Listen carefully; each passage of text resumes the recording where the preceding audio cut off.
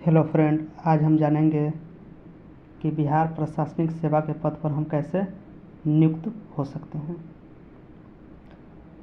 और इस पद पर नियुक्त होने के लिए हमें कौन सी एग्ज़ाम देनी होती है उस एग्ज़ाम की योग्यता क्या है, उसकी क्या उम्र सीमा है, एग्ज़ाम पैटर्न, सिलेबस, इस सभी के बारे में हम जानकारी देने वाले हैं। तो बिहार प्रशासनिक सेवा के पद पर नियुक्त होने के लिए हमें बीपीएससी की परीक्षा देनी होती है, बिहार पब्लिक सर्विस कमीशन की। बिहार पब्लिक सर्विस कमीशन ये जो परीक्षा लेती है वह कई चरणों में लेती है, जिसमें पहला चरण प्रीलिम्स का होता है, द्वितीय चरण मेंस एग्जाम का होता है और तृतीय चरण इंटरव्यू का होता है। प्रीलिम्स में सामान्य अध्ययन के प्रश्न पूछे जाते हैं, जो 150 प्रश्न होती है और इसके लिए हमें 10वीं स्तर की जो विषय है उसकी डिटेल नॉलेज की आवश्यकता होती है। मेंस एग्ज़ाम 900 पेपर का होता है और प्रत्येक पेपर 300 नंबर के होते हैं और इसके बाद इंटरव्यू होता है 120 नंबर का। बीपीएससी जो प्रीलिम्स की परीक्षा लेती है उस परीक्षा का पैटर्न क्या है और उसका संपूर्ण पाठ्यक्रम क्या है। प्रीलिम्स में सामान्य अध्ययन के 150 प्रश्न पूछे जाते हैं और प्रत्येक प्रश्न के लिए 1 अंक दी जाती है, यानी कि 150 प्रश्न 150 नंबर का होता है और इसके लिए 2 घंटे की समय दी जाती है। इस प्रीलिम्स एग्ज़ाम में कई सारे विषयों से प्रश्न पूछे जाते हैं, जिसमें पहला है करंट अफेयर्स, जिसमें नेशनल एंड इंटरनेशनल इशू यानी कि घटना पूछे जाते हैं और उस करंट अफेयर्स में बिहार की जो प्रमुख घटनाएं होती हैं उससे भी रिलेटेड प्रश्न रहते हैं। और बात करें कि करंट अफेयर्स कि इस प्रीलिम्स एग्ज़ाम में क्या वरीयता है,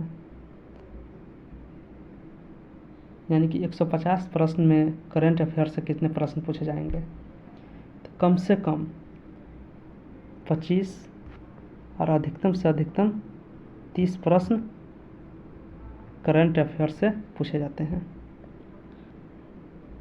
इसके बाद वेटेज है जनरल साइंस का, सामान्य विज्ञान का। 10वीं में जो विज्ञान हम पढ़ते हैं उसी से सामान्य विज्ञान के प्रश्न हल हो जाते हैं। फिजिक्स, केमिस्ट्री, बायोलॉजी तीनों को मिलाकर 25 से 30 प्रश्न रहते हैं। बात की जाए हिस्ट्री के, तो हिस्ट्री में इंडियन हिस्ट्री और बिहार की हिस्ट्री पढ़नी होती है। प्रीलिम्स के सिलेबस में स्पष्ट है कि वर्ल्ड हिस्ट्री से कोई प्रश्न नहीं पूछे जाएंगे। अगर भारत की हिस्ट्री में एंशिएंट, मिडाइवल, मॉडर्न हिस्ट्री होती, उसी प्रकार बिहार में भी एंशिएंट, मिडाइवल, मॉडर्न हिस्ट्री के प्रश्न पूछे जाते हैं। इसके बाद ज्योग्राफी में सामान्यतः 10 से 12 प्रश्न प्रत्येक वर्ष आते हैं। World geography, Indian geography, Bihar geography, इसके बाद polity, economy, prelims exam pass करने के लिए एक सटीक रणनीति अपनाई जाती है और उस रणनीति को पालन करते हुए हम प्रीलिम्स एग्ज़ाम आसानी से पास कर सकते हैं। जैसे हम एक उदाहरण से समझ सकते हैं कि करंट अफेयर्स से 25 से 30 प्रश्न होते हैं, हिस्ट्री से 25 से 30 प्रश्न पूछे जाते हैं, सामान्य विज्ञान से 25 से 30 प्रश्न पूछे जाते हैं। यानी कि तीनों मिलाकर कम से कम 80 से 85 क्वेश्चन आसानी से हल कर सकते हैं। और बिहार स्पेशल की बात की जाए तो अगर बिहार स्पेशल की हम अच्छी तरह से तैयारी कर ले तो आराम से 18 से 20 प्रश्न कर सकते हैं। यानी कि हिस्ट्री,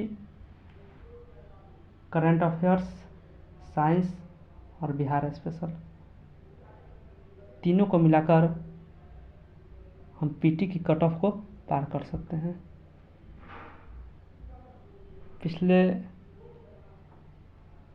5 वर्षों की लगातार और कट ऑफ हम चेक करें तो मात्र 150 में 55 से 60% अंक प्राप्त करने वाले विद्यार्थी प्रीलिम्स की परीक्षा पास आसानी से कर लेते हैं। प्रीलिम्स परीक्षा पास करने के बाद हमें मेंस की एग्ज़ाम देनी होती है। मेंस एग्ज़ाम कई चरणों में होते हैं। पहला चरण है हिंदी। हिंदी का पेपर 100 अंक का होता है और इसके लिए 3 घंटे की समय दी जाती है। ये जो पेपर है एक प्रकार का क्वालिफाइंग नेचर का है। इसमें केवल पास करना होता है और इसके बाद एक है ऑप्शनल पेपर जो 100 अंक के पूछे जाते हैं। इसे भी केवल पास करना होता है, क्वालिफाइंग नेचर का है। और इसके बाद 3 मुख्य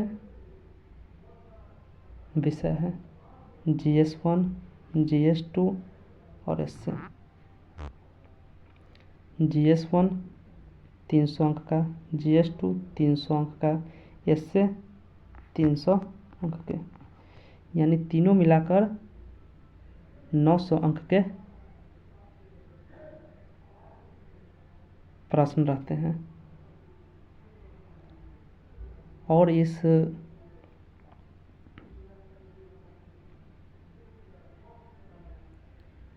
900 अंक में से हम कैसे 55 से 60% अंक प्राप्त कर सकते हैं उसके बारे में हम जानकारी साझा करेंगे।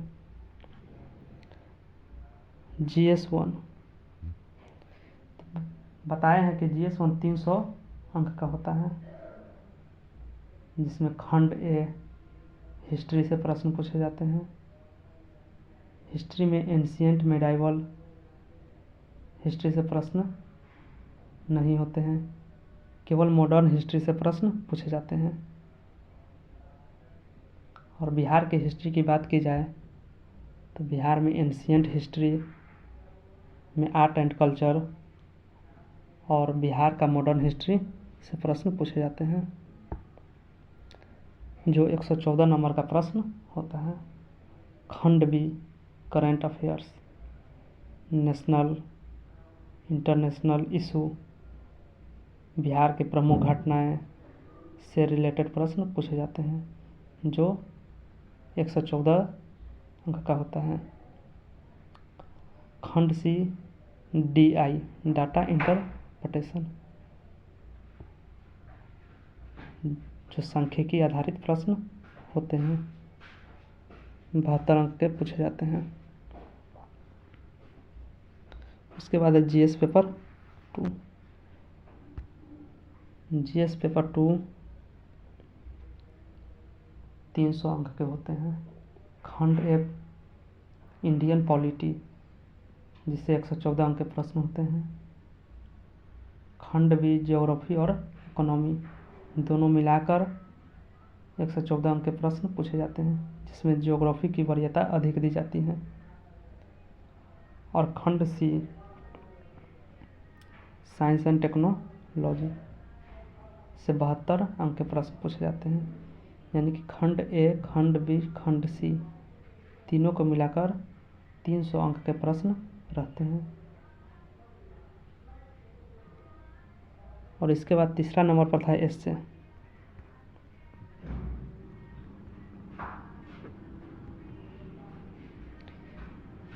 इससे 300 अंक का होता है, जिसमें 3 खंड बनाए जाते हैं, खंड ए, खंड बी, खंड सी। और प्रत्येक खंड में 4-4 प्रश्न रहते हैं। और 4 प्रश्न में से किसी एक प्रश्न का हम हल करके 100 अंक प्राप्त कर सकते हैं। और तीनों खंड को देख ले तो 300 अंक का इससे पेपर होता है।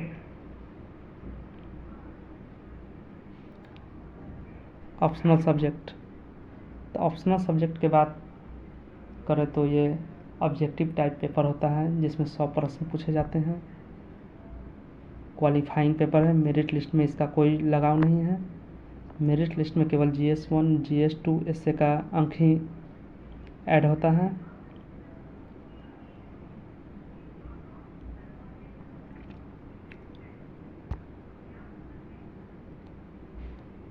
तो मेरिट लिस्ट में GS1 300,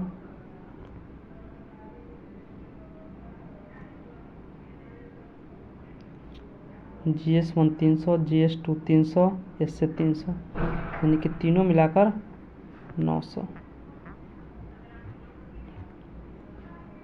और 120 नंबर का इंटरव्यू, यानी कि टोटल हो गया 1020।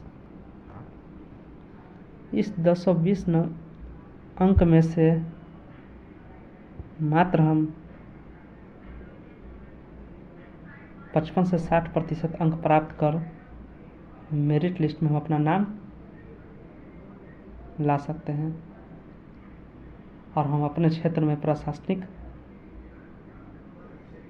सेवा कर सकते हैं। तो इस परीक्षा की तैयारी करने के लिए हम एक सटीक रणनीति अपनानी चाहिए। बहुत से छात्र इस परीक्षा की तैयारी करते हैं और कहीं न कहीं बहुत बड़ी भूल कर लेते हैं कि इसके एग्ज़ाम पैटर्न और सिलेबस के बारे में नहीं जान पाते हैं।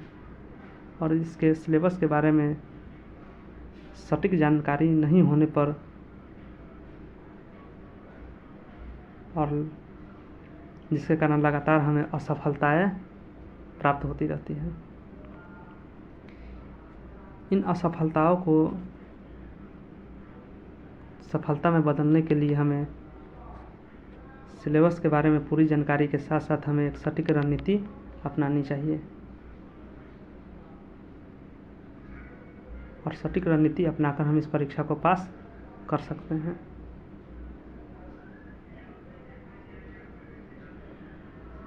और इस परीक्षा की रणनीति के बारे में हम नेक्स्ट वीडियो में बताएंगे कि इस परीक्षा के लिए सटीक रणनीति हम क्या अपनाएं। Thank you.